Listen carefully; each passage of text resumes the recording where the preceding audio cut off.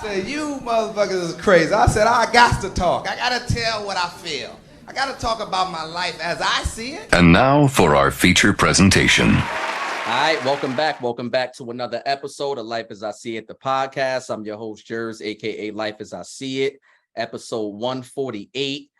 We got the fellas in the building tonight. We got the homie Gert. We got the homie Woozy, aka Bad Lungs. We got the homie Rico Key in the building. And of course, shout out to C, the first lady of the crew. Before we get started, as always, we want to make sure everybody out there listening is subscribed to the pod. Make sure you subscribe Apple's podcast, I said Apple's podcast, Apple, Spotify, anywhere you can listen to podcasts. Make sure that y'all check out our visual content on Patreon at patreon.com/Life as I See It podcast, as well as our YouTube channel. Make sure y'all hit that like and that subscribe button on YouTube. That's Life as I See It on YouTube as well. So today we got a very special episode ahead of us because we have a special gentleman in the house joining us tonight. As y'all know, we don't always do guests, but when we do, we always make sure we got somebody special for you. And this gentleman is nothing short of special. He is an NBA insider. He is an analyst. He's a sports. I'm gonna go out and call him a sports aficionado because I see him doing his thing. And he's from Jersey, y'all. So yeah, you know what I'm saying? I'm gonna always rep for the hometown, the home state. So without further, right. So without further ado, we have none other than I'm gonna call him Scoop B, right? Because Scoop B is what he's known by. But Brandon Robinson, welcome to the show, my brother. How you doing? Thank you for having me. Yeah.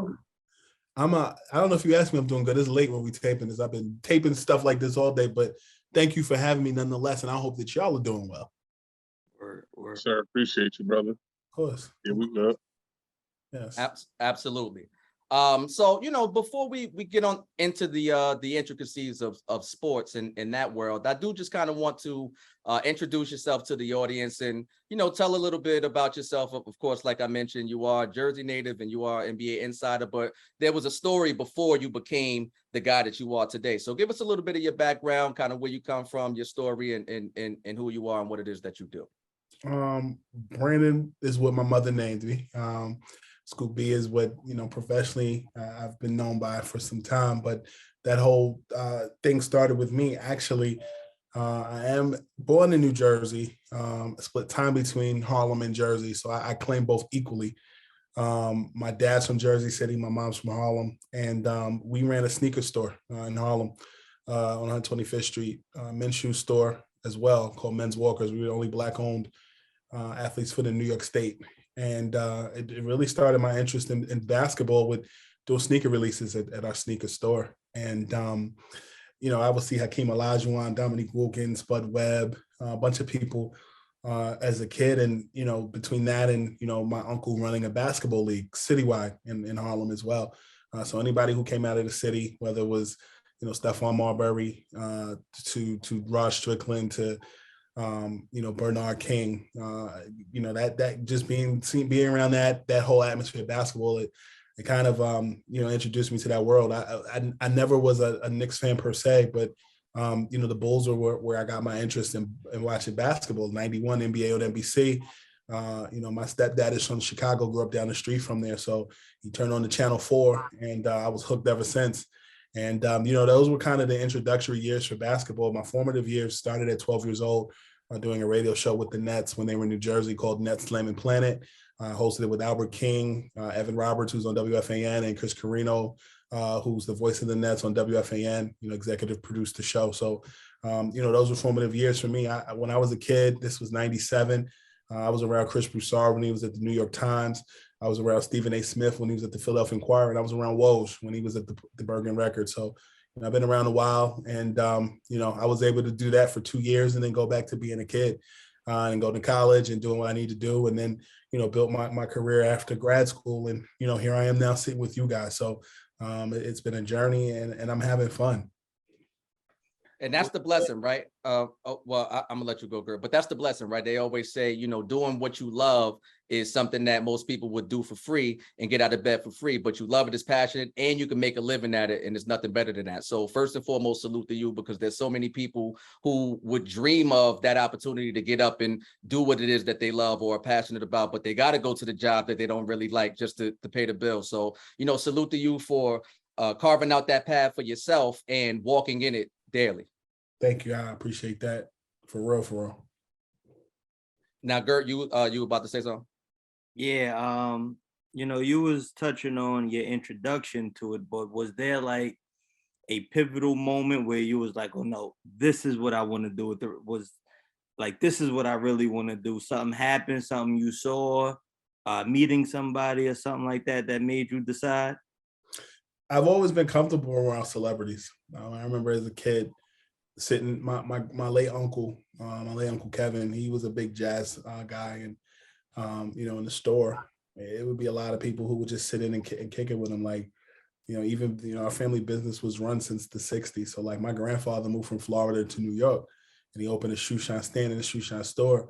And so I would hear stories as a kid, you know, my grandfather and Malcolm X playing cards together, playing dice, or, you know, just during that time. And then, you know, that carried over to my uncle, who took over the store when he was of age.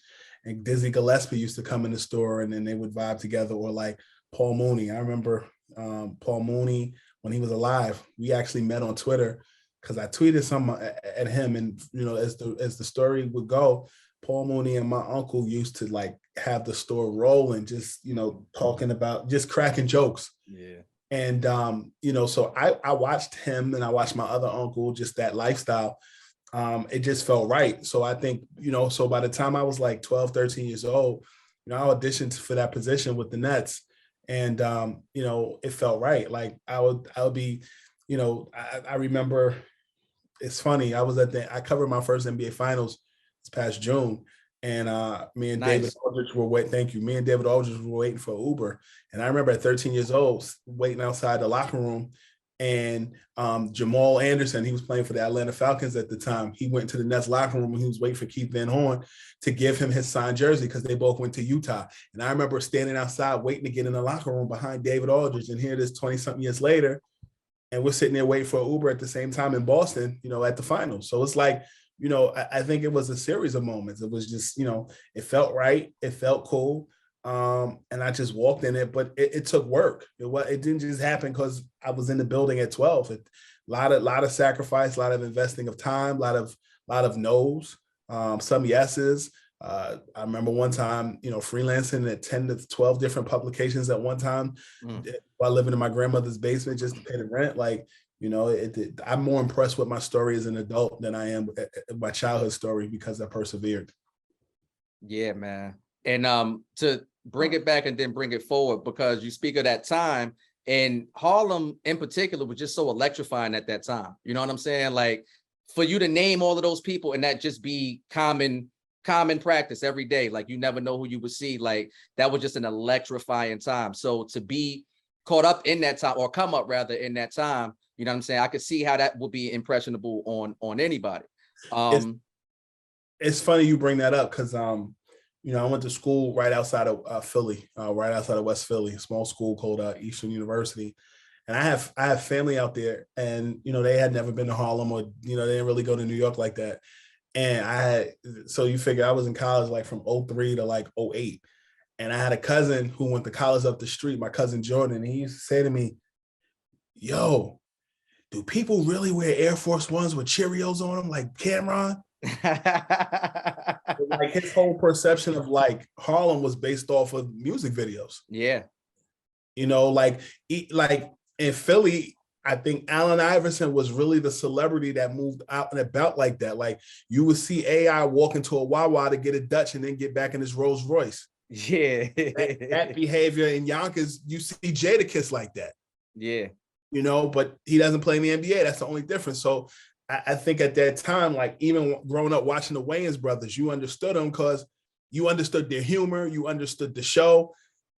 I think there's a level of Harlem even now, like even when American Gangster came out, like you saw it and the world got to see it. And it was like, whoa, like I remember being in college when that was on and people were like asking me questions because these are pictures I was painting while I was in school, and they saw it in real time, or they had questions, so it definitely, like, the Apollo was in Harlem, but at the same time, Harlem itself was its own stage. Yeah, absolutely. For entertainment, for, street activity, for Black Renaissance, for, all of those different things. And like I said, just electrifying, that energy. And even still today, I mean, of course, it's a lot more gentrified, and it's certainly not the same today, but, still very special. And it is a privilege to kind of be from the area and to know, because, me being from Jersey and not really realizing how much of a privilege I had just being exposed to, being from the area, and then going away to college in Virginia. And then some of those similar, not so much, you're a few years older than me. So we kind of, about in the same era, but, social media started to emerge, and then the world got smaller. So more people had access to it. But those early years, definitely, I can understand exactly what you're talking about. Yes, sir. So, okay, so now we're moving, we're shaking, we're around sports, we're around the sport that you love, in being basketball. Again, before we go all the way into basketball, I understand that you're a wrestling fan. Big wrestling fan. A little bit. 90,000. No. Okay. Yes. I don't watch it as much as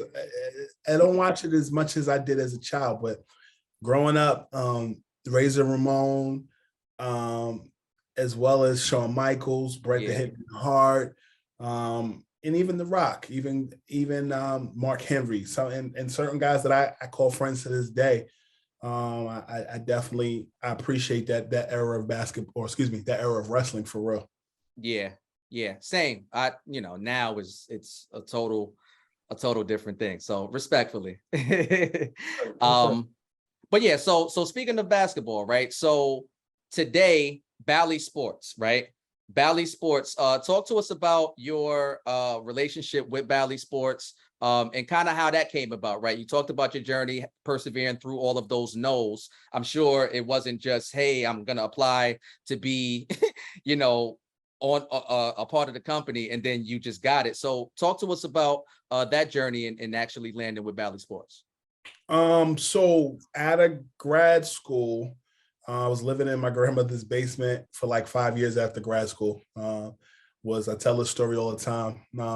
I lived in the basement apartment. We had a bathroom, kitchen, but I had no stove. I cooked on hot plate, George Foreman grill, microwave, crock pot. I had a double door fridge. The fridge side didn't work. The freezer side only refrigerated stuff.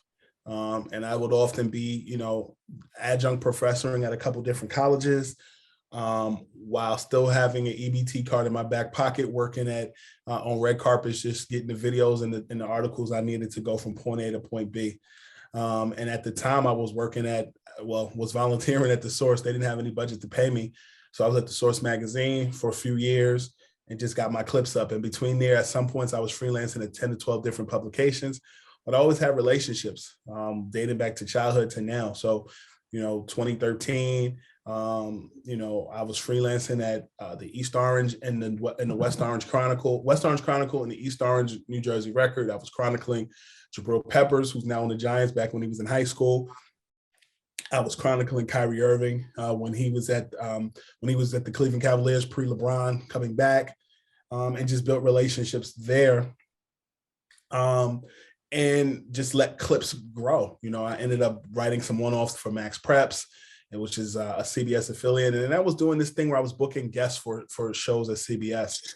And what ended up happening was I just kept building and building and building. And then I landed at CBS Radio for about a year. And I did this podcast for a year that was getting picked up by like TMZ, Complex every other day. And that's where I kind of learned the digital landscape of asking the right questions, and things go viral all the time. I mean, we were sharing studio space with Elliot Wilson and B-Dot when they had the Rat Radar podcast. So they would be coming out sometimes. I see Ja Rule and other people coming in and out. This is at CBS. This was at CBS. This was from like 2015 to 2016. Left there, took a gig as a managing editor at Respect Magazine, which is a hip hop magazine. And what ended up happening was I left Respect Magazine. I remember it was like February of 2018. And I ended up I talked to a lot of athletes and they tell me things. And I had heard from somebody that this was like April, May of 2015, that LeBron was going to the Los Angeles Lakers and that he was going to be announcing his decision using a Space Jam trailer on IGTV. And I announced it, and I found out later that I messed up the whole rollout, but that LeBron was still going to the Los Angeles Lakers. I started getting a whole bunch of information, just a lot of intel just about the Lakers.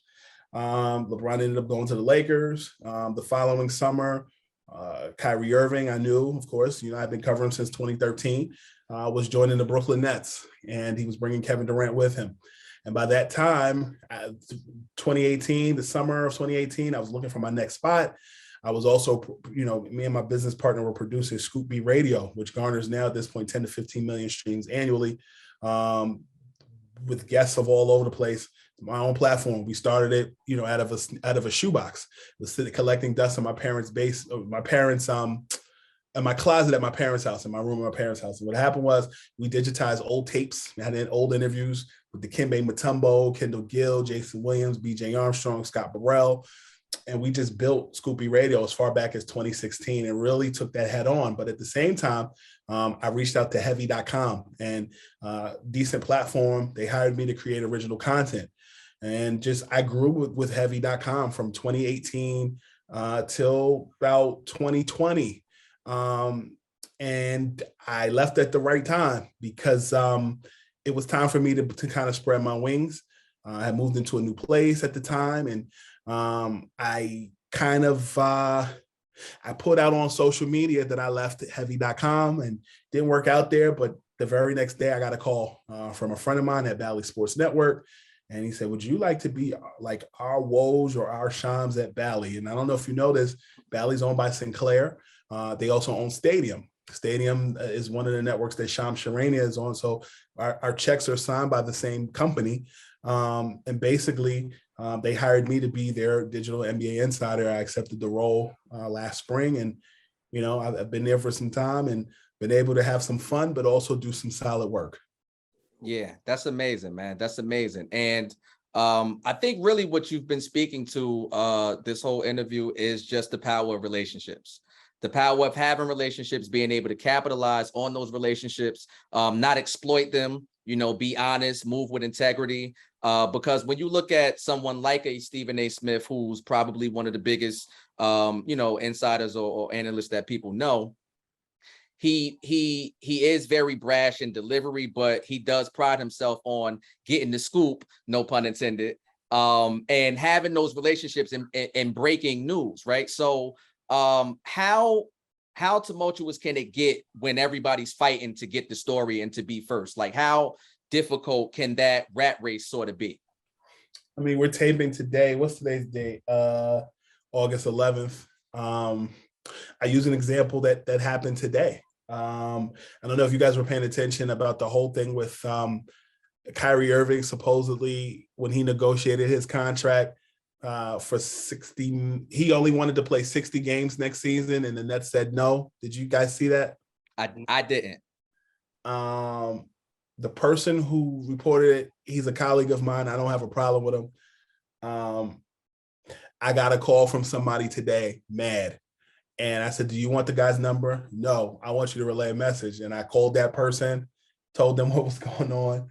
And then, I called the other party back, and, this is what he said. And, it's like I don't know whether it was said from my vantage point. And if you know my work, you know where I got it from. They said they didn't say it. He said it was said. It wasn't my report, so I'm not really worried about it. But I guess sometimes you got to worry about, and not in this instance, just in general, it's not always about being first. It's about being accurate. I've been on both sides of it. So to say I'm perfect, nah. I am a student of my craft. We make mistakes. We get things right. But if you get them wrong, you try to correct it if you can. Word.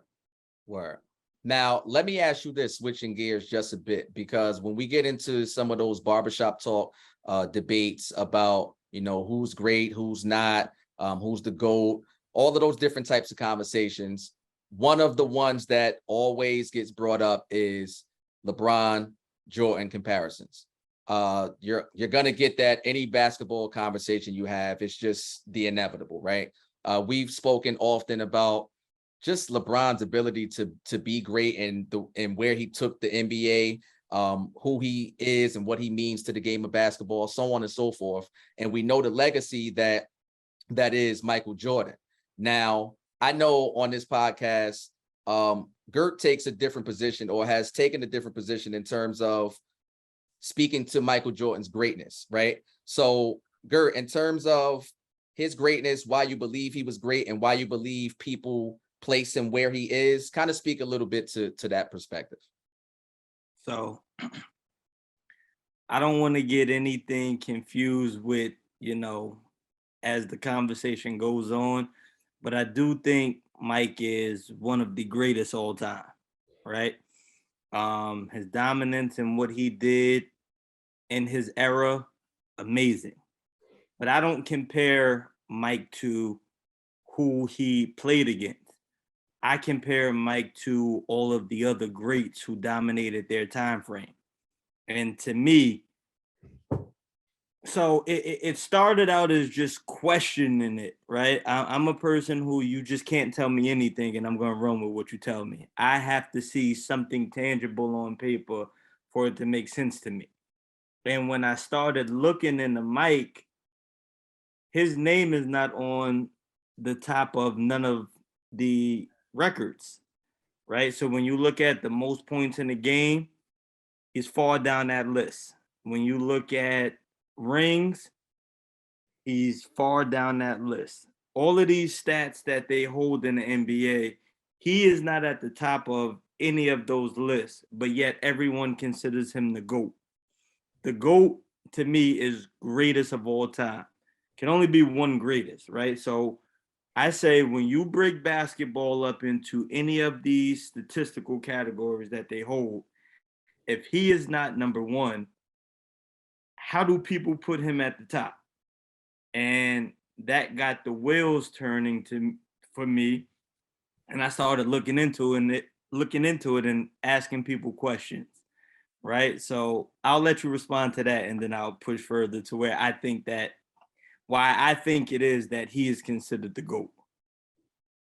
I think LeBron James is this generation's GOAT. And I think 20 years from now, people are going to look at LeBron in the same way that people looked at Michael, and somebody new along is going to come and people are going to debate the same way. Michael is my generation's GOAT. I think from my parents' generation, Julius Erving was that for people when they were coming up. But I also think that I don't really think Michael and LeBron were ever comparable, because LeBron plays more like Magic and Oscar Robertson than he plays like Michael anyway. I feel like Kobe was more in that discussion anyway. But Kobe's also not here to defend himself, and God rest his soul. The fact that Kobe's no longer here, the margin gets smaller and smaller where people are going to put those two together and compare. But I definitely think LeBron, for the record books, has been there. I was there when I was in Washington when he beat Magic, when he tied in, and when he surpassed Magic Johnson, or rather Karl Malone's scoring record. But I take something that Kyle Kuzma said to me. I was with the Lakers the day before Kobe Bryant passed in Philadelphia when LeBron broke Kobe's scoring record. And I remember being in the locker room with the Lakers and being, KCP's locker was right next to LeBron's. And then across the way, you saw Danny Green, and you saw just everybody's locker. You one way, Rondo was here. And I remember pulling Kyle Kuzma to the side, and it's crazy looking back on it. But I said, you've been around Magic because of at the time, his role with the Lakers in the front office position. You have the luxury of being around Kobe because you're in LA. You played with LeBron. The only connection you don't have is with Michael, but I'm sure Michael's greatness. And, where do you put them in that dialogue. And, his response was, I just like to enjoy them for the individual players that they are. Why can't we just enjoy them and just enjoy what you see and keep it moving?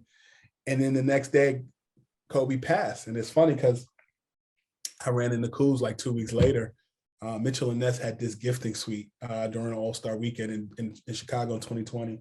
They gave away all these different jerseys and stuff. Like I think that was All-Star weekend. 2020, yeah. I think I was there for that. Yeah? I think I was there for that. I'm almost sure it was 2020. We in 2022 now. Yeah, Chicago All-Star weekend, I was there for sure. And they did a panel with B.J. Armstrong and Tim Hardaway at Mitchell and Ness gifting suite. And I ran into Kuz and I was like, yo, remember that stuff you said? He was like, yo, that shit is crazy, right? When you sit back and you think about it. And it's so true. Like, I think I'm a little different. I'm in journalism and I am a journalist. And I think a lot of times people think that going to school and getting a degree is going to put you on First Take and you're just going to debate.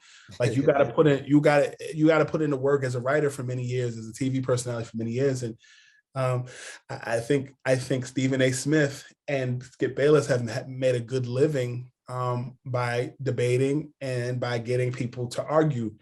And I think in doing so, I had a conversation with somebody the other day. Somebody was trying to tell me how Tim Duncan is better than LeBron and how this person sucks. It's like, bro, how many rings you won? Yeah.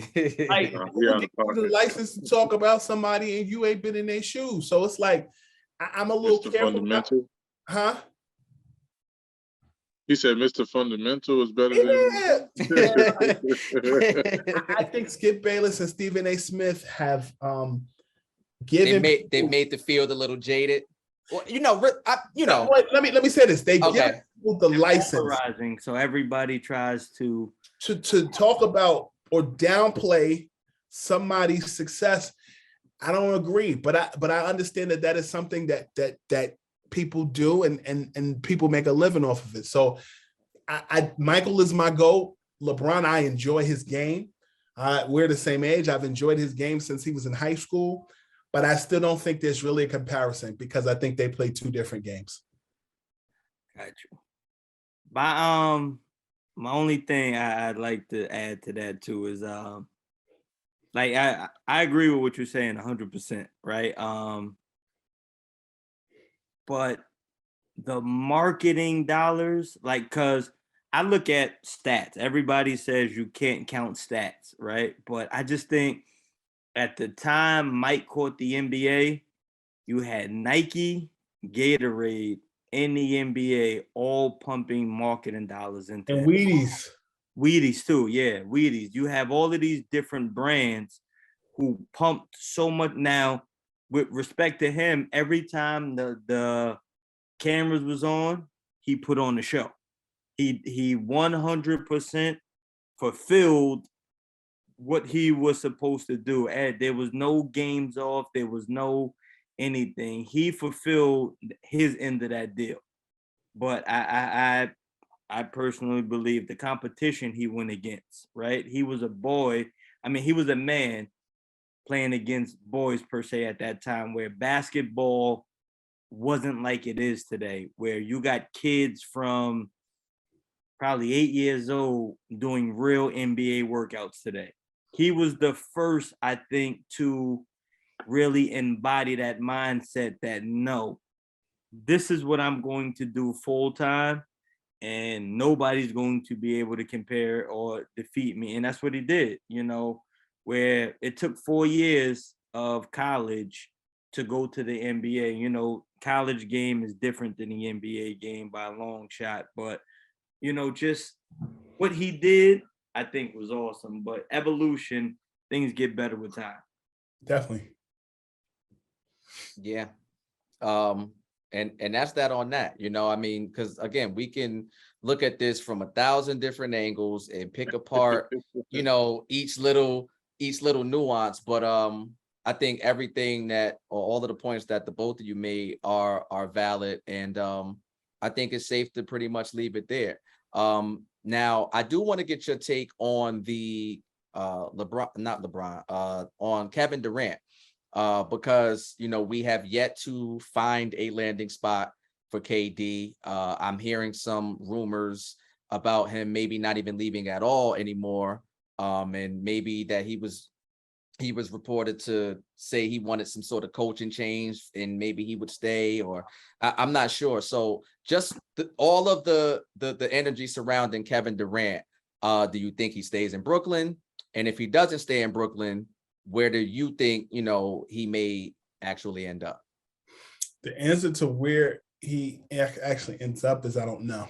And I think there's a storyline that changes every other day, specifically ever since he asked out at the end of June.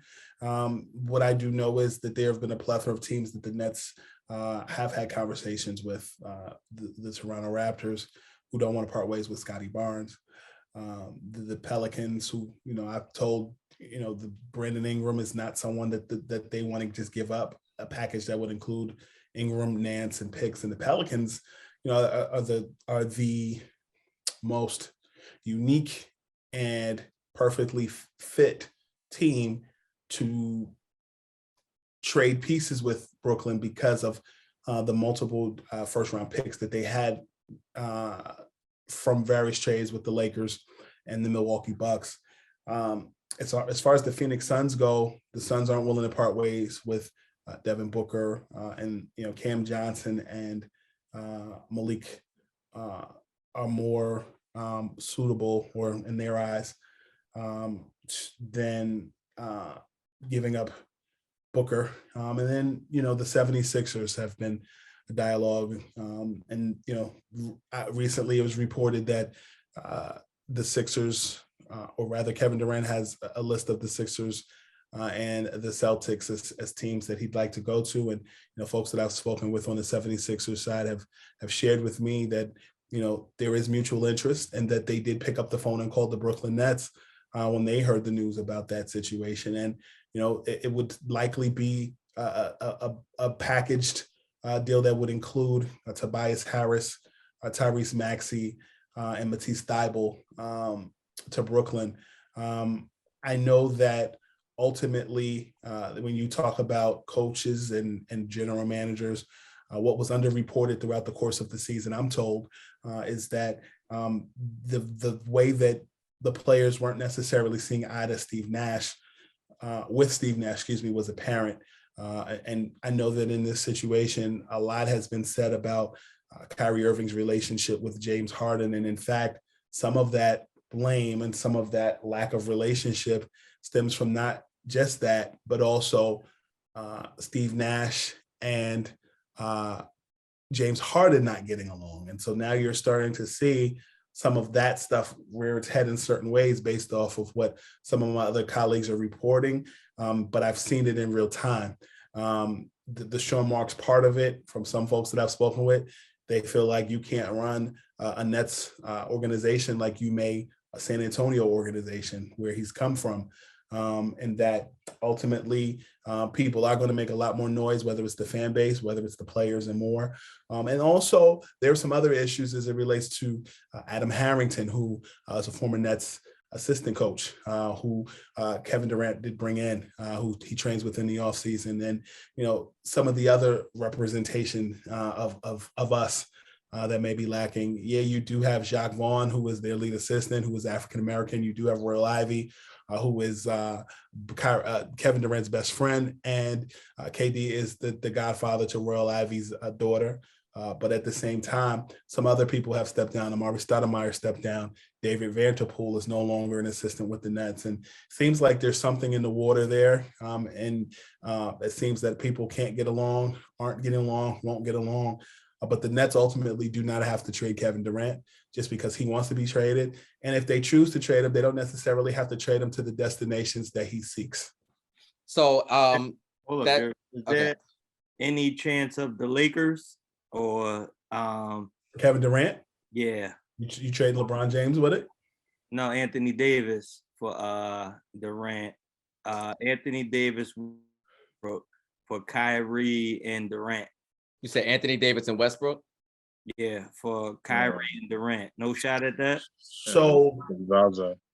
the Nets and the Lakers did have a conversation back in July and June, late June, about Kyrie Irving. And ultimately, it wasn't fruitful. The Lakers were looking to move Russell Westbrook, and I'm told picks, and the Nets in turn wanted Russell Westbrook as well as Anthony Davis and picks. And Rob Pelinka told Sean Marks no, from what I'm told. But the Kevin Durant portion of it, I think, is more of the same. The Lakers aren't looking to part ways with Anthony Davis. Okay. And I was going to just add to that and saying, would it be safe to say, because you said, of course, the Nets don't have to trade Kevin Durant just because he requested, right? But would it be in their best interest, in fact, to trade him as opposed to him now staying and remaining there but being unhappy? What's your take on that perspective? It depends on who you ask. I think that, I know people who have shared with me that, they've reached out to Kevin, and that it's more of a thing of, if you express to your employer that you don't like it and you don't want to work here, your employer is going to make it difficult for you. And maybe that wasn't the best way to go about it. And maybe there was a finesse that you can go about it rather than just directly saying what you felt. Those are some of the thoughts that people that I know have shared. But I think that in this situation, with player empowerment in the NBA and more, front office people make decisions every day, and nobody gets mad at the people in the front office when they decide to waive a player, cut a player, trade a player.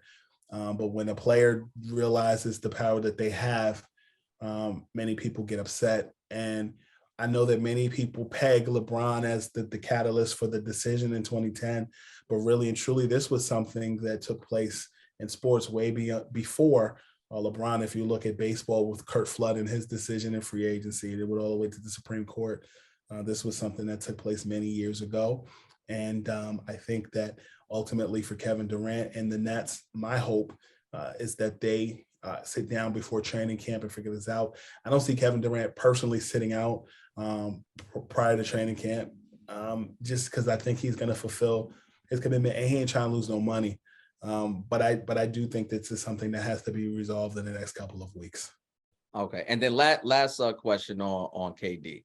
Do you feel that, let's say he does get traded, do you feel wherever he goes that those teams essentially have to gut their whole team for a player like the likes of Kevin Durant? It depends on the team. Like, because do you think, because me personally, I can't really see straight up trades like KD for him. You know what I'm saying? I can't see that, right? So of course there would be some sort of package deal. To me, it seems, and you maybe have more insight on it, but to me, it seems like anywhere that he goes, said team is going to have to essentially gut their roster just to make up for the caliber of player that is Kevin Durant. Again, it depends, but when you're Kevin Durant, you're naturally going to magnetize people to you. When LeBron came back to Cleveland the second time, everybody wanted to come to Cleveland. The first time, nobody wanted to be there. And I feel like he made Cleveland cool. Just like Drake made Toronto cool, calling it the Six. I think anywhere that Kevin Durant goes, people are gonna follow. I mean, you look at like last season, Andre Drummond ultimately was traded to the Nets in the Ben Simmons deal. But prior to that, the season before, when Andre Drummond was looking at different teams that he was considering, and then ultimately deciding to sign with the Los Angeles Lakers, KD called Drummond and was like, yo, I need you to come to Brooklyn. And he didn't do it that year, but he ended up finding his way via trade. Brooklyn was the team he was considering. I think when you look at even Blake Griffin coming to Brooklyn, and you look at, you look at just people that have decided to sign shorter term deals to find their way there. Kevin Durant is a magnet. If he, say hypothetically, he was to get traded to The Sixers. There's enough relationship within the Sixers organization that if they had to trade some pieces, there would be some role players they would add. I'll add this, on the Sixers front. I know that when the Nets and the Sixers were having conversations on moves, I know that Tyrese Maxey was someone that the Nets coveted at the time. And the Sixers gave him an adamant hell no.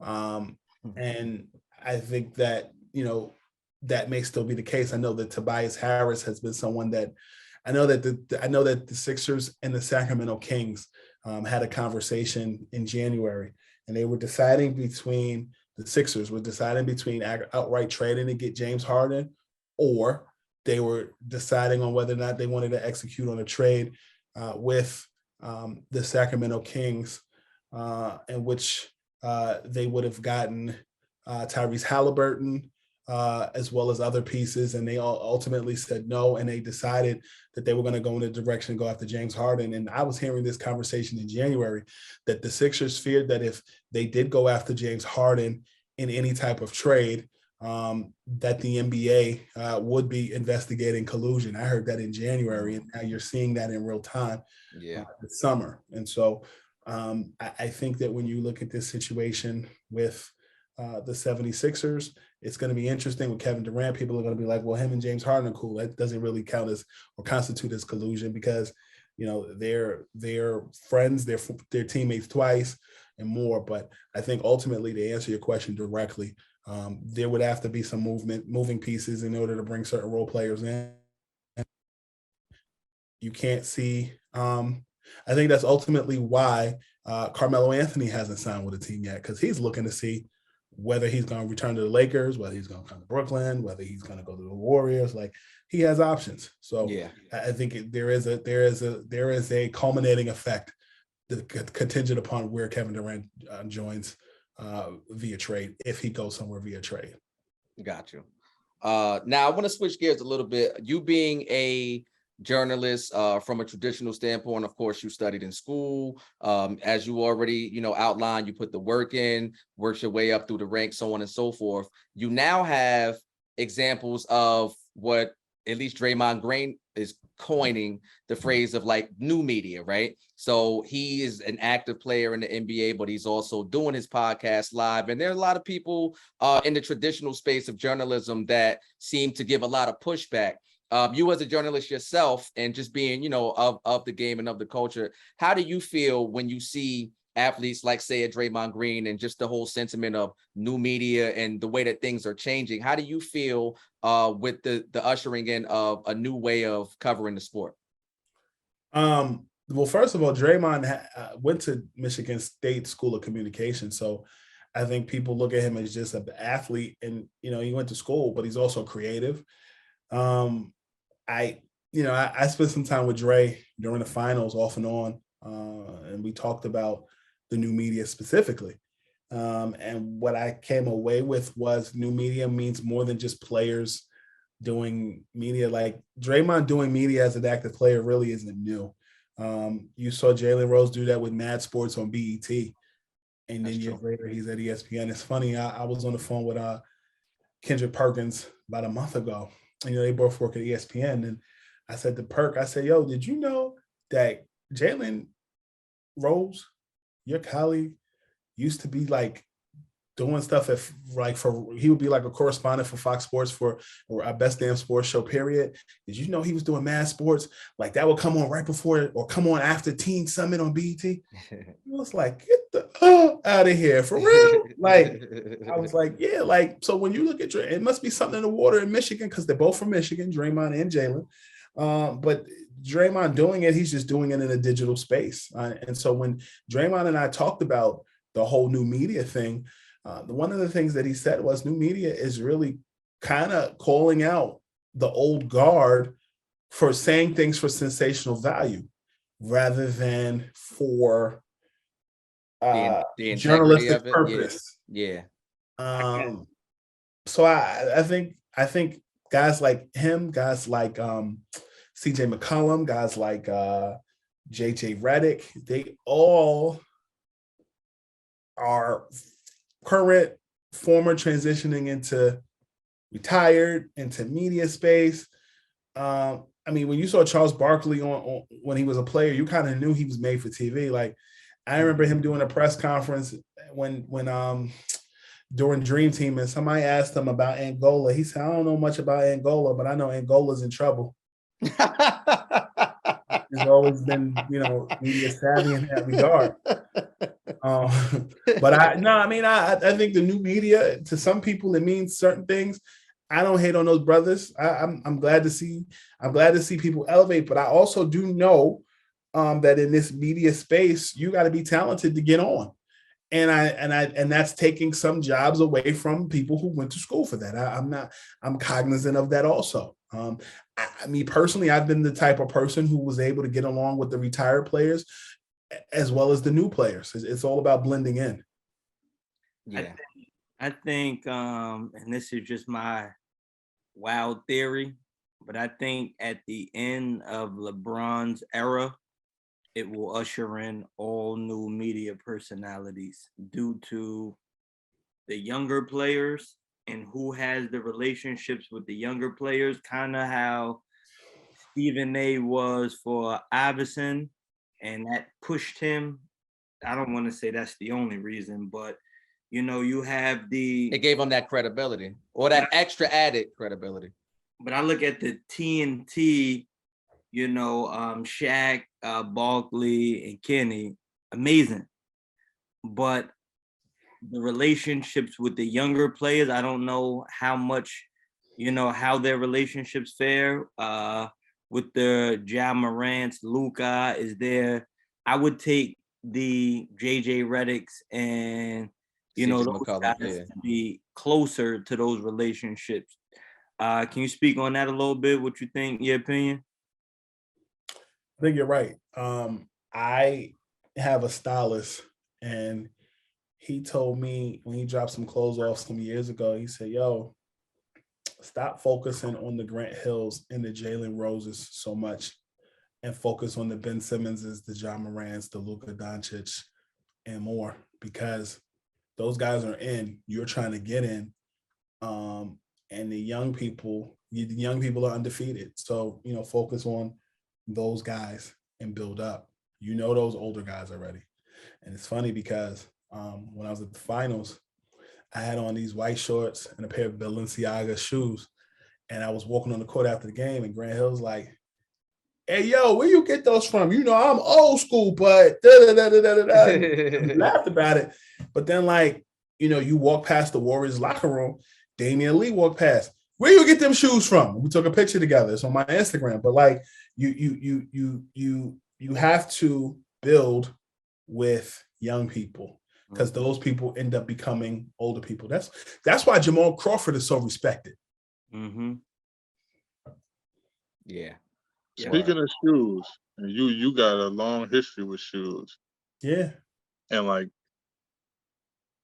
do you think this two-part question? Some of my favorite sneakers is the Grant Hills. That's crazy. Grant Hills, the pennies, and AIs. Them answers is fire to me, undisputed.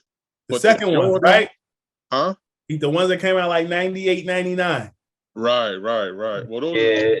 Yeah, those the answer, because the question was first, right? So it's question and answer. Yeah. So, but the Jordan 11s, some would say is undisputed, like the crown of all creme de la creme, however you want to label that shoe.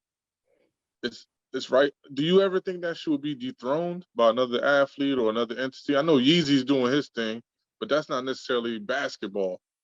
Yeezy's not a basketball shoe, but Yeezy has its place. To me, Yeezys for skateboarders is what Timberland Constructs was for us. So, not to cut you, but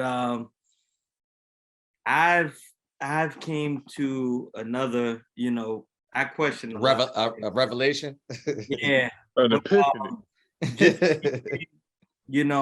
Yeezy, to me, today is what Nike was in the 90s. So where Nike had Michael Jordan, Adidas having Kanye, it looks like the tide is changing to where now Adidas is the new status symbol shoe, as Nike was. You think it's possible for Adidas to dethrone Nike? And I would love for you to answer this because me and him got into a debate, a couple of weeks ago about this. Has Adidas overtaken Nike's place? Please, sir. Nope. I've done work with both as a brand ambassador. So I've seen the inner workings of both. Number one, Adidas is number one globally. It's number one everywhere except the US. Number two, I think Nike is by far considered a superior shoe monetarily because of Jordans and because of retros. But to be honest with you, I would say it to their face, the new Jordans are not cool. It stopped at about 17, right? No, that's why I said the Jordan 11s. The Jordan 11s is. But I like the 12s. Like, you know what I'm saying? I like the Mike 12. Tyson shoes, goddamn. Yeah. You put them in the ring, baby. I think Jordan 11s in the grand scheme of things for like our children and our children's children is going to be how our parents looked at Chuck Taylor. Yeah. Converse weapon. I think, but I think. But yeah, them Yeezys. I think Adidas for basketball. Yeah. I think Adidas for leisure shoe, for classics, and for Yeezys has its place. I don't remember the last time I heard somebody say, "Yo, I'm going to the store to get a pair of Derrick Roses," but I remember how people were hyped to cop a pair of T-Max. Right. And I think that the retro market is in. Even outside of Jordan retros, like the Pippen retros with the big air on the back, all those Air Max Untempos back in the day. Like even I've seen Odell Beckham wear a cleat version of that Pippen retro shoe. Like everything is retro. Just like I think 90s music and 2000s music it was so ingenious. They're retroing our stuff or recycling it. Like, I think it has its place. I think for America, it's still a tough sell, but globally, I think Adidas has its place because Adidas has soccer. It's not just Yeezys. But I kind of think I feel like Puma is trying to encroach on that market. I think once Puma signs a marquee guy, I feel like Puma has definitely picked up the slack of where N1 left off. And I also think that Yeezy was everything that we thought Jay-Z's S. Carter was supposed to be. I think, Puma got a tough. They have a tough. Yeah, They're Puma. trying. I think Puma. Trying hard, man. I think Puma. So Puma definitely did step their game up for sure. So what you think about the G units? I don't think about them. What, the album? I thought you were talking about the sneakers. What you talking about? The wife beater? You might want to stay on mute, beloved. You might want to stay on mute. Put the mute button in. The shit all the way to the left. That button right there. Slide to the left. Stop. Think about it. But I think once Yeezy starts to retro, because they're still creating new content, and then then they can color wave their retros and all of that. It's gonna be a hard day for Nike once they start doing that. Because they're gonna be doing the same thing Mike did. Mm-hmm. And the kids of today, I think, is who Kanye is targeting, right? So absolutely, we love the old basketball sneaker, the pennies, the Pippins, all of that. But the kids today, they don't really know what those shoes are.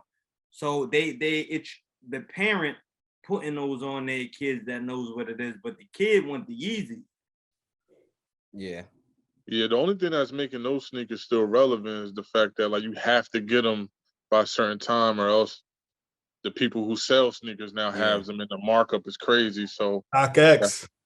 Yeah, so that's what's keeping the Jordan 11s and all those, because Jordan to me kind of like they going backwards. They keep making newer Jordans, Jordan brands, and we're not rocking with those.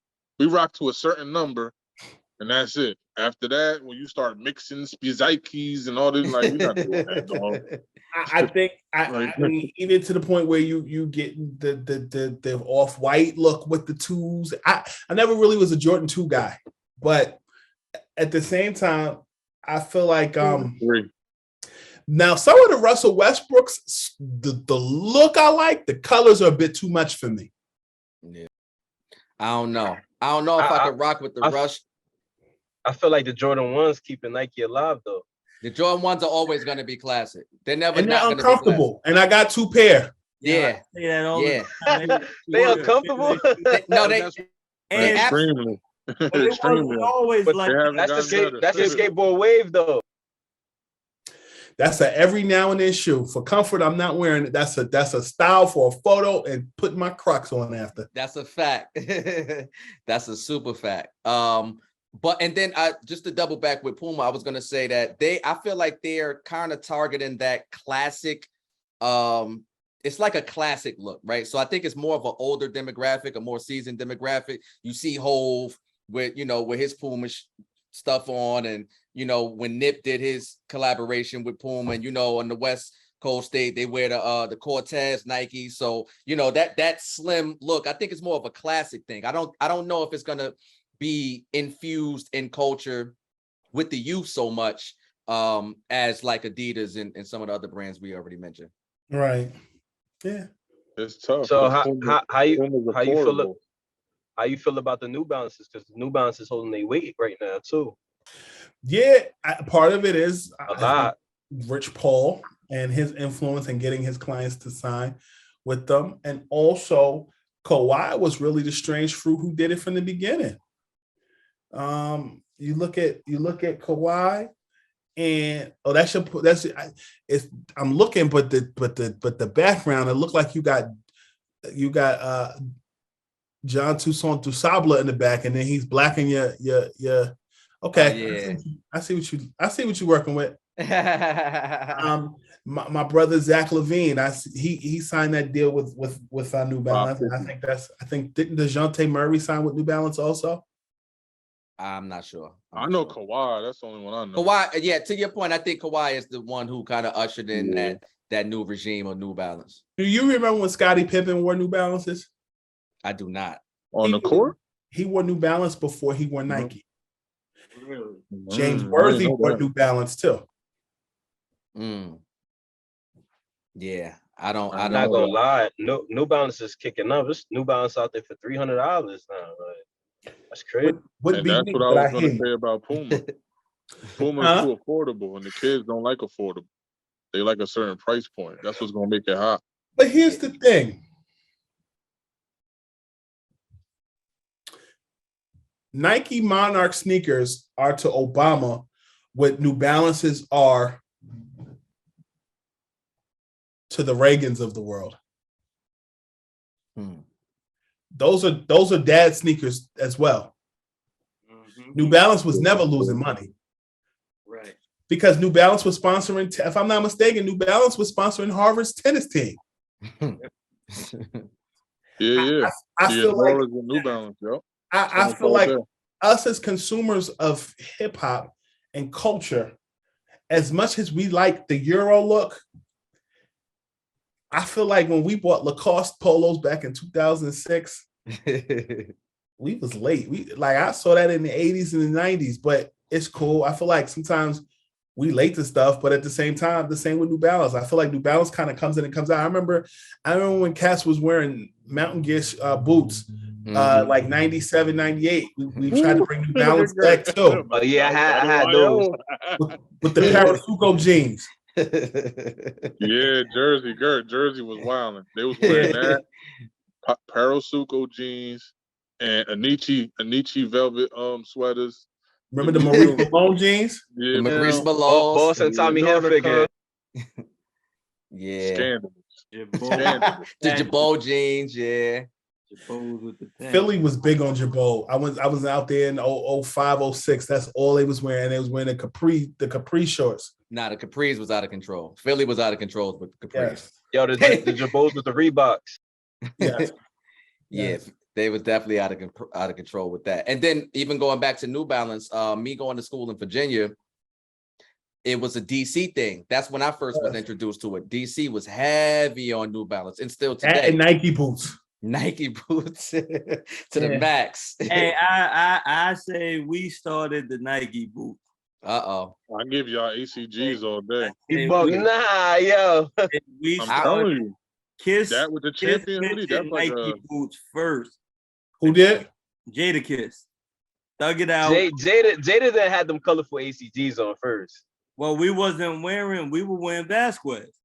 Vasquez was, I know in Newark, Mobbies with the old Mobbies. Where everybody got those from is Timberland came with the field boots, the two-tone after Vasquez. And Vasquez. Beef and Broccoli's was the answer to was the Vasquez the answer to the beef and Broccoli's, or were the beef and Broccoli's the answer to the Vasquez? The beef and Broccoli's came first. Vasquez all day. Because they had the leather to go with the boots. That was crazy. But what we're saying is the beef and Broccoli's came first, right? The beef and Broccoli's came first. The beef and Broccoli's were Timberland's second attempt at it. They had they redid the Vasquez first. It was, I don't remember that. 100%. I'll get it and I'll send it. The field boot was the second time they came around and did it. They copied Vasquez completely the first time. And then Timberland were low cut. And then they went to the field boot second. But that's a nasty boot though. The low cut. I was about to say that's nasty. Yo, that's the butt naked. Like, well, yeah. You look at the black chuckers, they was low top. The black chuckers was low top. Yeah, the low top, and then they had the low top. Lows, I take the chuckers. They had the low top Averex boots. That was crazy. Because I had a pair and they roast me up.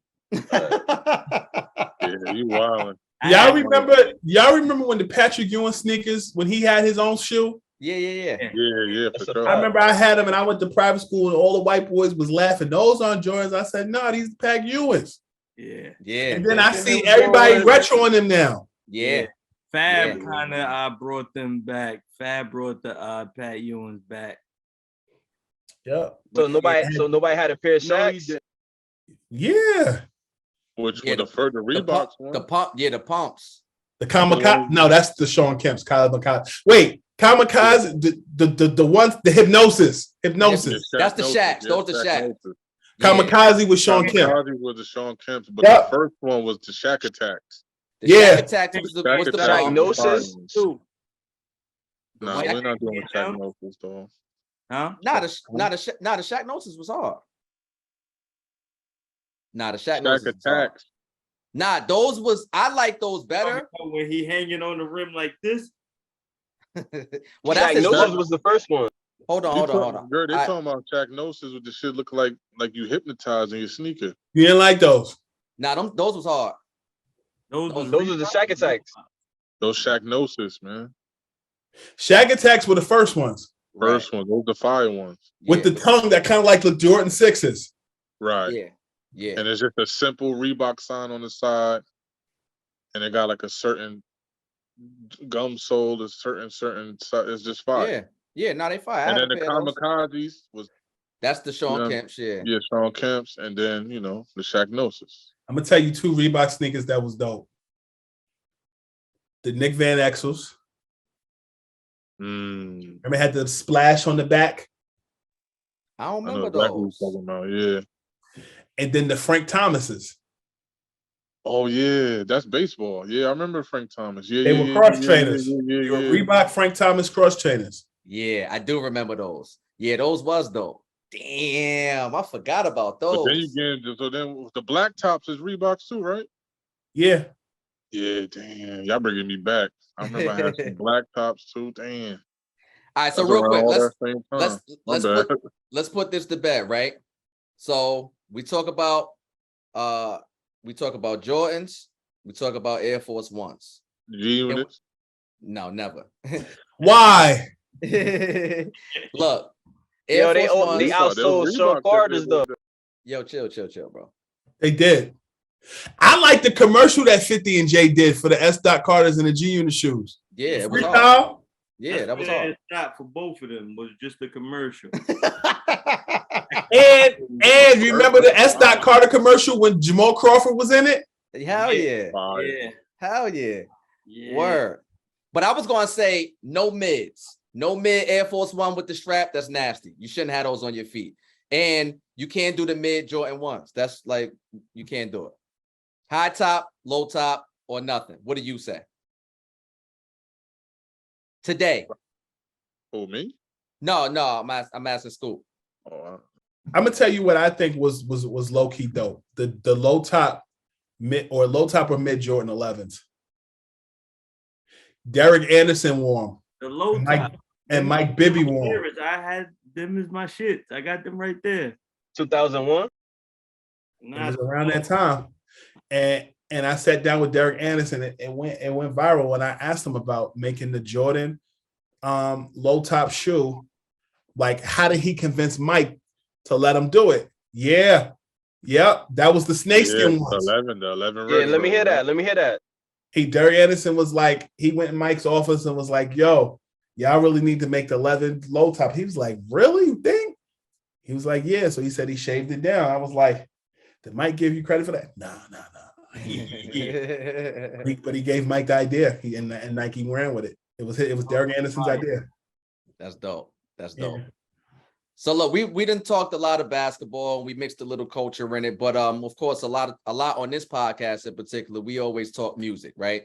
So Sure. we definitely want to know, who you listening to, what's in your Serato, as they like to say. You know what I'm saying? Who might be some top five? Some hold on.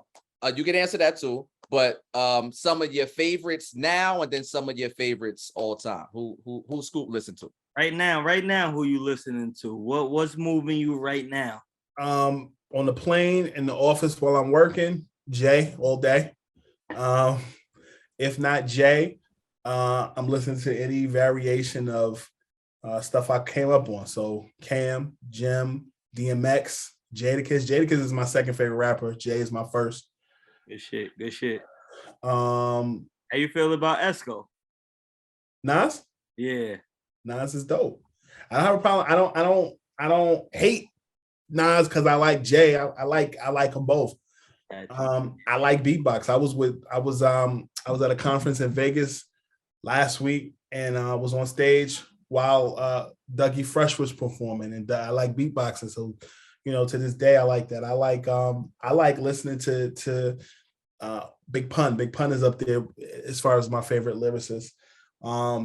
I like Rick Ross today. I like Rick Ross when he first came out. I like his progression. For the ladies, I like the new I like Beyonce. I like the Church Girl song, and I like the other one, the Don't Kill My Soul, whatever that song is. It gave me an 80s feel. I listen to gospel music. I grew up in the church, so for me, like, any variation of Fred Hammond, any variation of Daryl Coley, every variation of Hezekiah Walker, Love Fellowship, Crusade Choir, Kirk Franklin, BB and CC Winans, Mary. Hip hop is my thing, but you try to balance it out. Even classical music, I played in the classical orchestra when I was a kid. So like, what instrument? I played the saxophone. Dope. So Mozart, and Beethoven, all that stuff. So I like all types of stuff. It's funny. We have the conversation. Everybody wanted to play the drums. Then you went to the sax, but somehow most people ended up with a clarinet. How we go? Wanted to play the drums. You know what I'm saying? If you couldn't get the drums, you wanted a sax. Couldn't get that neither. He ended up with clarinet. Hey, you remember the recorders they gave everybody in school? That used to get on my mother's nerves. Like, Brandon, Nah, you forgot the flutes. Nah. Nobody played the Nah, dog. They gave you the flutes. No way. Pause. I don't know who came out with the recorders or what senator or president was lining their people pockets with recorders, but everybody got a recorder. Everybody would be sitting with the notes up in the crib. Like, if you don't put that shit down. But I'm mad you said everybody played with the flute. He gonna say pause. Yo, the flutes was a giveaway. Yo, and you gotta let the case. A real incident nobody wanted. If you ain't Pete, the homies, he you know what I'm saying? He gonna give you the one-liners. You know what I mean? Yes. Like, yes. We here. Word. But all right, so real quick before we get out of here, I do want to ask, you know, not to all the way serious this out, but of course another wait. Before you get to that, real quick, Kyrie going to the Lakers, or that ship sailed? From my conversations, they're saying it's more of a Lakers wish than it is a Kai desire, and that, you know, Kai would like to finish what he started in Brooklyn. Okay, I like that. Yeah, I got one more. I got one question, right? You got. You watch Versus, right? Yeah. Who you put against Buster? Who would I put against Buster? Nobody. They ain't know everybody they put against him. He don't You want see to that do Rock it. the Bell sample he gave out though? That Rock the Bell sample was kind of crazy. Outside of Missy, nobody. So I'll tell you this. I know that everybody wants to see Jay and Nas. I don't want to see that. I want to see Jay and Buster. That's gonna be super nasty. Whoa. Yeah, that's what I said. Whoa. Oh, run that back. You said who? But all those that want to see Jay and Nas say Jay is not available or Nas is not available. I think Buster could go toe to toe with both. But specifically, I would like to see Jay and Nas. You want to see that? I don't want to. Yes. I would like to see Jay and Nas, but if not Jay and Nas, I'd like to see Jay and Buster or Nas and Buster. I think Hov. I don't think Nas. I'm sorry to cut you, but I don't think Nas and Buster is a good matchup, though. I don't think they. I don't. The stage presence. I think they clean Nas' stage presence. If Nas could mail it in, where he don't got to stand there across from them, then I think Nas could do it. But stage presence. But here's what you're discounting. What's to kill him? Well, yes, that I agree with that. But when we talk about Nas' stage presence, his vibe is different, right? So like if he come out on his orchestra in the back at Radio City with the suit on or with the strings playing, New York State of Mind, like that's a vibe. And we already know what he do as an MC. So that's a vibe. So the whole presentation, that's, you know, that all counts. I still don't think that matches Buster's energy. He's one of the greatest performers. It doesn't. But I'm gonna tell you something else. Fat Joe didn't match Ja Rule's energy.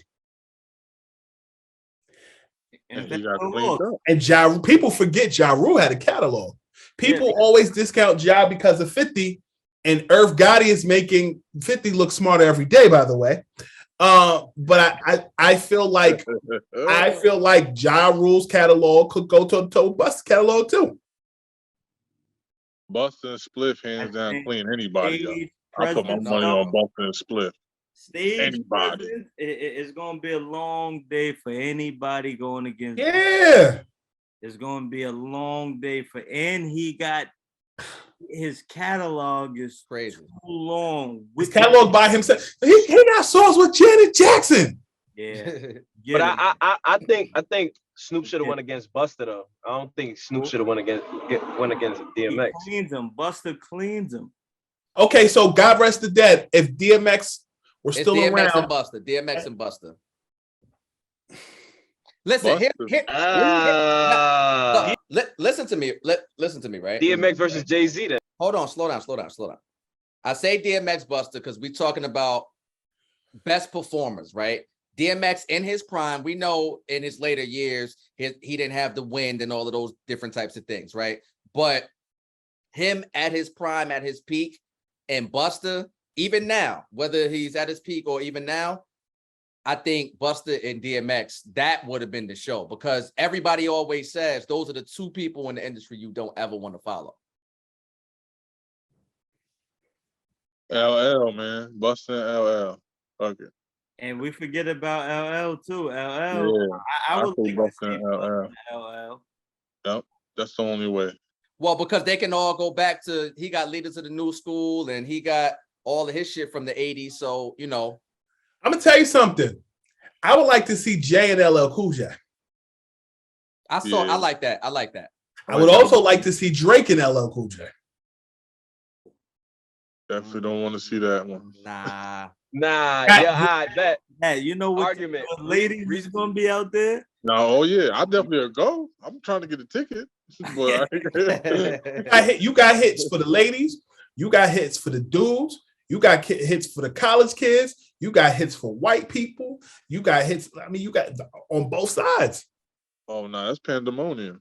Listen, Meek and Drake was nothing more than rock the bells. And when old boy was going against what's the name, people thought LL was short and thought he was soft. Yeah. You talking about LL and Cannabis? Yeah. Or LL and Kumo D?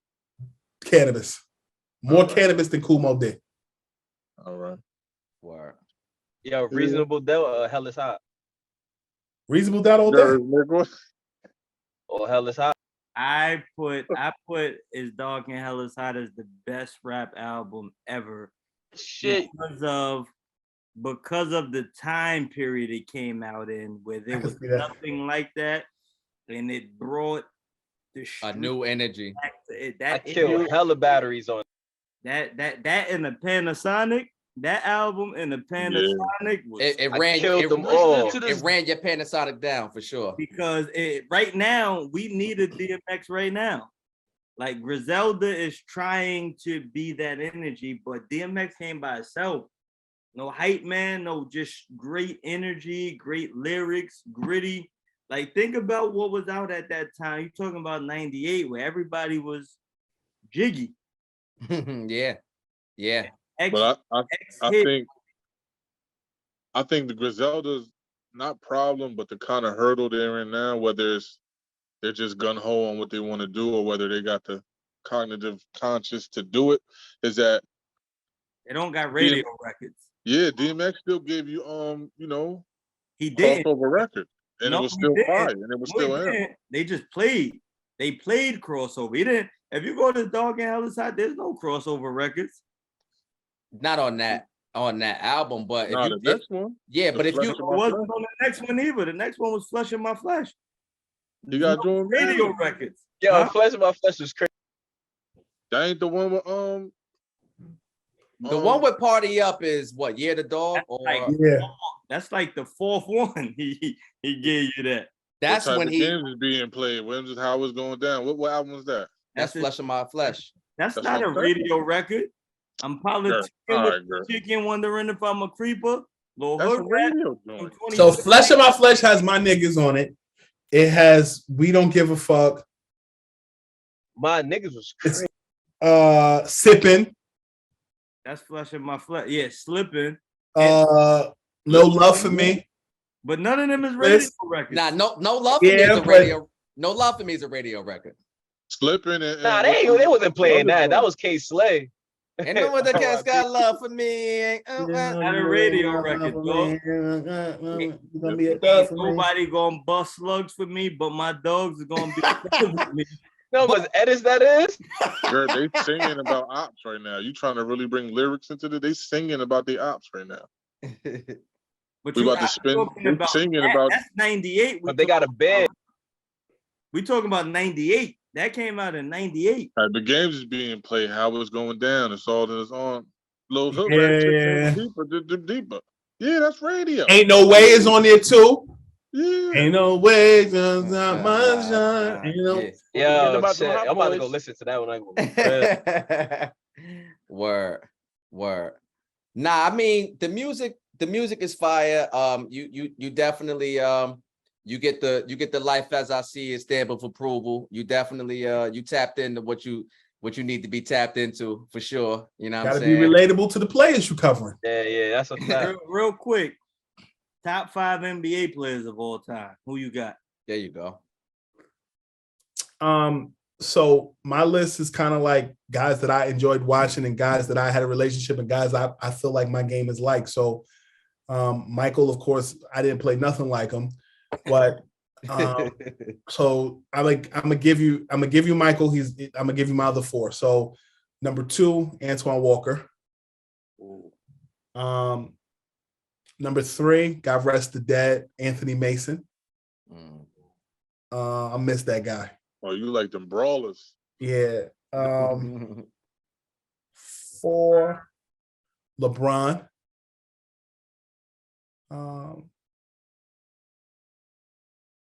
5, Shaq.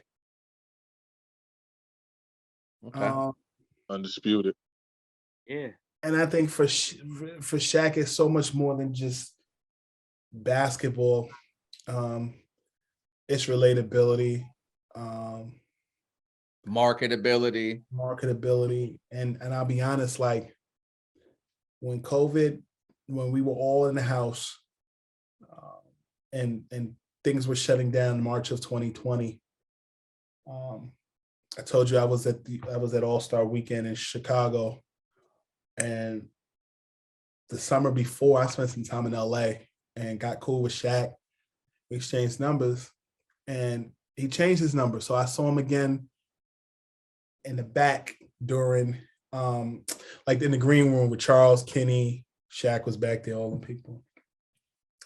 I said, yo, you changed your number? He said, yeah, I had to change it because one of my hoes said she was pregnant. He was joking.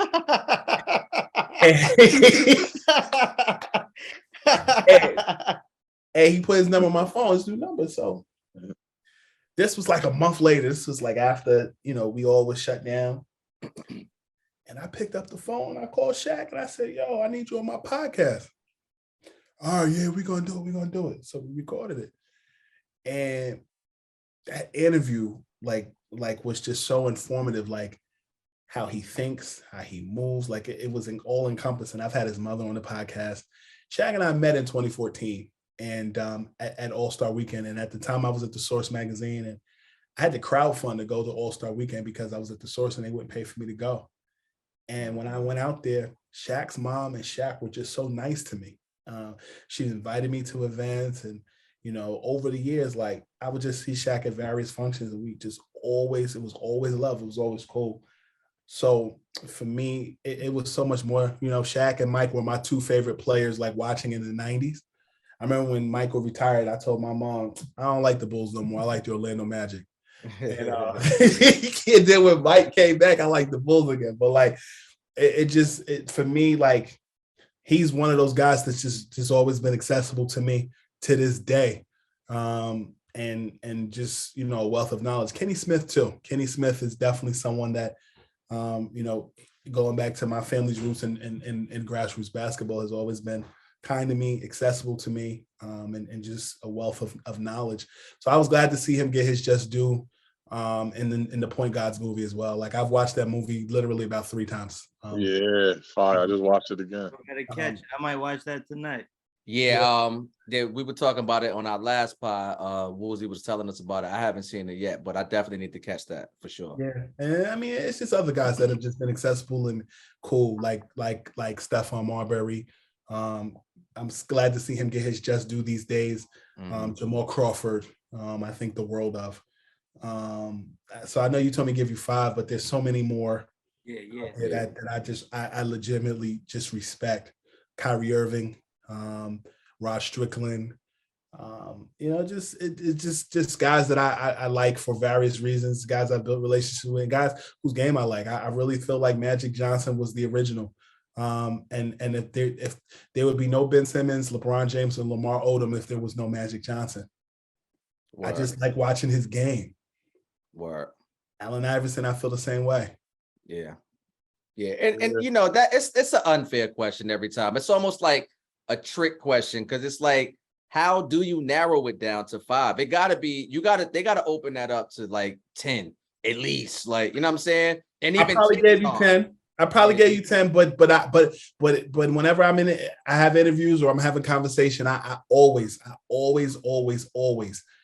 try to pay homage and respect guys like Anthony Mason and Antoine Walker, because I feel like, and even Tim Thomas, because they paved the way for today's athlete that was so versatile. Even 5. Yeah. Word. Yeah. Word. Shouts to Tim Thomas from the town. Word. So look, we about to get out of here, but I do want to just mention this. I know we're not gonna go crazy on this because it's the end of the interview, but real quick, just kind of a rapid fire. Do you think that we get Brittney Griner back home soon, or do you think that's gonna play out however it's gonna play out? Is it over our head, or you think, election cycle? Whoever's winning is gonna bring her home for the black vote. It's two things I am not. One, a weatherman, and two, a politician. But I think that this thing with Brittney Griner is bigger than what we see. And I've been advised by my publicist to simply say, I hope that she comes home. But at the same time, I think that this is what I will say. I do think that people need to do a lot more research before they go to other countries. But I'll add this. I think what needs to be addressed and looked at is why WNBA players have to play basketball in other countries in the off season, in their off season. And there have been many times that Brittney Griner has gone back and forth from the States to other places. Why now? Those are the questions that I have, just as the optics of it. So it's a lot of questions I ask, but I will reiterate, I hope that there is a safe returning of her going home. But again, do your research. Yeah. Well said. And I know I said that was the last question, but you said something that kind of piggybacked off of what we spoke about on one of our most recent podcasts, which was the fact that so many WNBA athletes do play overseas. Now, you say have to, right? We brought up the point, well, do they have to? And hear me out.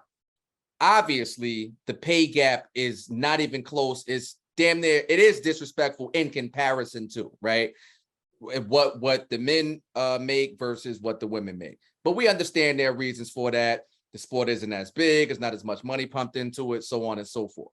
Now, we looked up what the minimum salary is in the WNBA, and in comparison to your average family or household, it's plenty of money, right? Now, again, the field is the field, the market is the market. So you do have to consider those things. But on the topic of those WNBA players having to go play overseas, do you think it's because they want to amount some of the type of money that a lot of these NBA guys get and therefore want to live a certain lifestyle? Or do you think it's because they literally can't sustain themselves with the salary they're paid by the WNBA? I think it's a case-by-case basis. And that's without knowing all of the logistics of what people are making. I think that earning an honest wage, if you're not getting paid during the off season, what do you, like some people might say, I wouldn't say this, well, get a job being a teacher. Well, if your NBA counterparts aren't doing that, why should they? I don't know that, I know that there are some WNBA players who do not work jobs in the off season. The higher tier players like the Candace Parkers. I'll tell you that I spent one season, and I didn't make mention of this guy, and I need to. Another guy that's been accessible, Isaiah Thomas, NBA Hall of Famer, has always made himself available to me, accessible and a wealth of knowledge. But I remember when Isaiah was in a front office position with the New York Liberty. I spent a lot of time with the Liberty. This was back when Cash was towards the end of her career. Teresa Weatherspoon was an assistant coach. And you had some other other ladies that were on that team. And I remember talking to certain women on that team, and they would talk about how they would be roommates. Like it would be like 3 or 4 people in a house in the summertime to save money. And I'm sure Candace Parker, who, you know, would be the top tier player, so to speak, the LeBron, so to speak, is not rooming with other people. She also has a sneaker deal. She also has other things. I know she's not rooming. And, you know, I know that they did it to save money. I know that there's certain NBA players, when they first get into their league, they have an OG. This is in the 90s more so. Like I remember Al Harrington lived with, I think, Dale Davis or Antonio Davis, one of the Davises, when he first got into the league. It wasn't because of money. It was more just because of OG, young G relationship.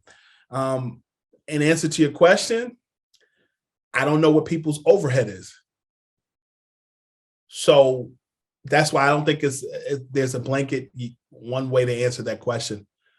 But I do think that it gets dicey when you start bringing up the disparity between WNBA players and NBA players. And then people's argument is, well, it doesn't do the same numbers on television. Well, I know in the bubble, and I know the last couple of years, they've broken a lot of records as far as viewership. And so I think that as the WNBA has become to get more popular in these days, as opposed to maybe the 90s when it first started, I think it's made strides. But I still think it has a very long way to go. And I just don't think a lot of people respect women's basketball, unfortunately, the way that they do men's basketball. Word. Well, I'm going to leave it there. You know, you said your mom named you Brandon, so I'm going to first refer to you as Brandon, of course, affectionately known to many in the media space and worldwide as Scoop B. It was certainly a pleasure having you on. I want to, you know, say thank you again for, you know, just giving us some time, taking the time out. Much love and much respect to you. You know, we'll definitely be watching and, you know, cheering from afar and support of you. And, you know, best of luck moving forward, man. It's a pleasure to speak with you, to talk with you, to kind of understand a little bit of your story and just to respect the craft of journalism from an insider like yourself. So thank you again. And it's a pleasure having you on the show. Thank you for the opportunity to be myself. And I wish y'all nothing but the success in what you're doing, and keep going, keep growing, and keep having fun. The minute you stop having fun, it makes things interesting. So have fun. Yes, sir. I know that doc coming. You got a doc on your hands. You hear me? Word, say what? You got a doc on your hands. Yeah, you got a wealth of knowledge. Yeah, you got a wealth of knowledge and a lot of experiences. Absolutely. It's coming. You said Dizzy Gillespie was playing what you said? Yes. You ain't even talking about basketball. No, you just went straight to Dizzy. You know what I'm saying? Dizzy was in the back, man. With my back, man, with Dizzy in there, man. Go ahead, man. Yeah. Word. Yes. Definitely. So we're gonna speak that into existence. Oh, it's coming. You said it, not me, but it's coming. Yeah. They're gonna somebody gonna call you. I'm telling you right now. I don't know how they would. Yeah, yes, word. Yes, sir. Well, on that note, as always, we want to make sure that everybody out there is telling a friend to tell a friend. And until next time, everything Rico.